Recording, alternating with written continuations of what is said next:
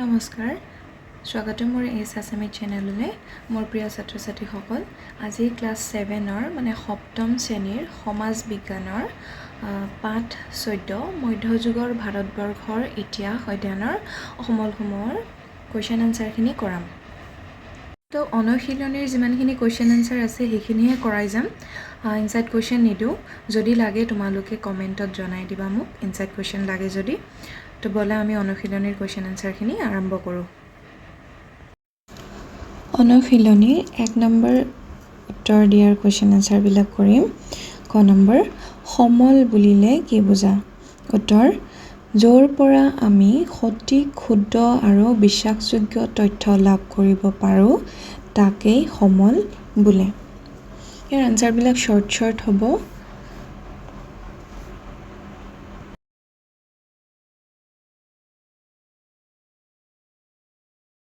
হেছত খ number question আছে যে লিখিত সমল মানে কি ইয়াৰ উত্তৰ হৈছে অধ্যয়ন কৰিব লগা সময়ত ৰচিত গ্ৰন্থ লিপিবদ্ধ ৰাজকীয় তথ্য আৰু আন নথিভুক্ত তথ্যক লিখিত সমল বোলে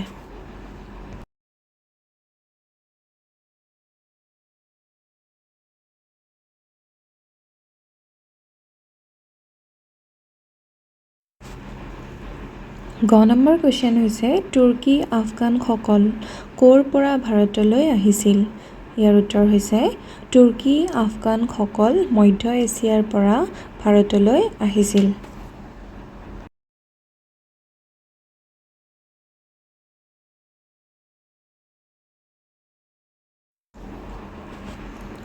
ঘ নম্বৰ উত্তৰ ইউনেস্কোৰ সম্পূৰ্ণ অসমীয়া পৰিভাষা লিখা ইয়াৰ উত্তৰ হৈছে ইউনেস্কোৰ সম্পূৰ্ণ অসমীয়া পৰিভাষা হ'ল ৰাষ্ট্ৰসংঘৰ শৈক্ষিক বৈজ্ঞানিক আৰু সাংস্কৃতিক সংস্থা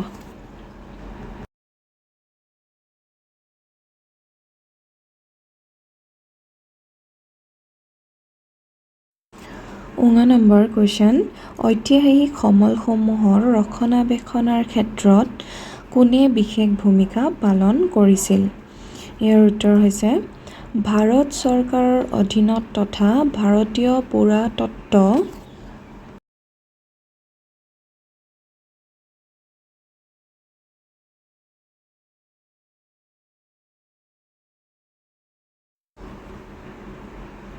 জৰীপ বিভাগ আৰু চৰকাৰী যাদুঘৰসমূহে এই ক্ষেত্ৰত বিশেষ ভূমিকা পালন কৰি আহিছে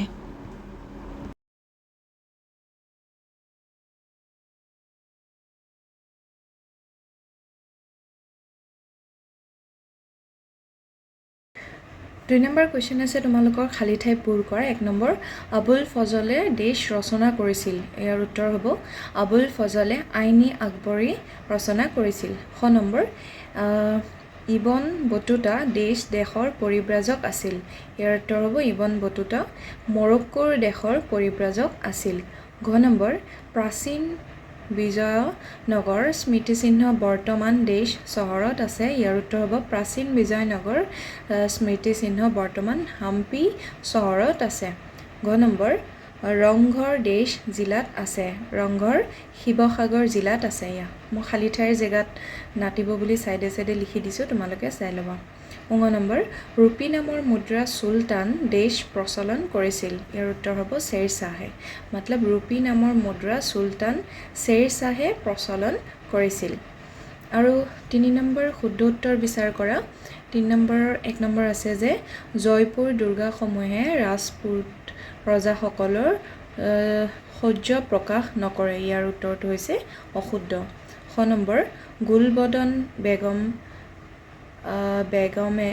হুমায়ুন নামা গ্ৰন্থ ৰচনা কৰিছিল ইয়াৰ উত্তৰটো হৈছে শুদ্ধ ঘ নম্বৰ কানাই বৰশী শিলালিপি মিজোৰামত আছে ইয়াৰ উত্তৰটো হৈছে ভুল অশুদ্ধ বুলি দি দিবা পিছত মুদ্ৰা হ'ল এক প্ৰত্নতাত্ত্বিক সমল ইয়াৰ উত্তৰটো অশুদ্ধ হ'ব আৰু ঘ নম্বৰ ৰায়ঘৰ দুৰ্গ মাৰাঠাসকলৰ ঐতিহাসিক স্মৃতিচিহ্ন ইয়াৰো উত্তৰটো অশুদ্ধ হ'ব কাটা চিনবিলাক অশুদ্ধ আৰু ৰাইট চিনবিলাক শুদ্ধ তোমালোকে চাই ল'বা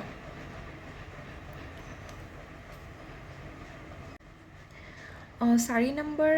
পাথৰ আলামত তলৰ তালিকাসমূহ পূৰণ কৰা। ইয়াৰ তালিকাসমূহ পূৰণ কৰি দি আছোঁ মই। ইয়াৰ উত্তৰটো হৈছে 4 নম্বৰ কুৱেশ্যনখিনি আছে যে তিনিজন বিদেশী পৰিব্ৰাজকৰ নাম, মধ্যযুগৰ নিৰ্মিত 3টা স্মৃতিচিহ্ন আৰু তিনিজন দেশীয় লেখকৰ নাম। ইয়াৰ উত্তৰবিলাক দিয়া হ'ল।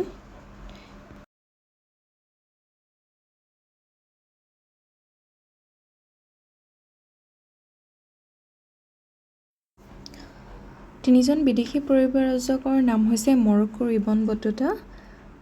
উজবেকিস্তানৰ আল-বেৰুনী, ইউৰোপৰ মাৰ্ক আৰু মধ্যযুগৰ নিৰ্মিত 3টা স্মৃতিচিহ্ন হৈছে আগ্ৰাৰ তাজমহল, ফতেহপুৰৰ চিকৰি, কুতুৰ ক্ষেত্ৰ আৰু তিনিজন দেশীয় লেখকৰ নাম হৈছে জিয়াউদ্দিন ৰাব্বানী, আবুল ফজল, গুলবদন বেগম।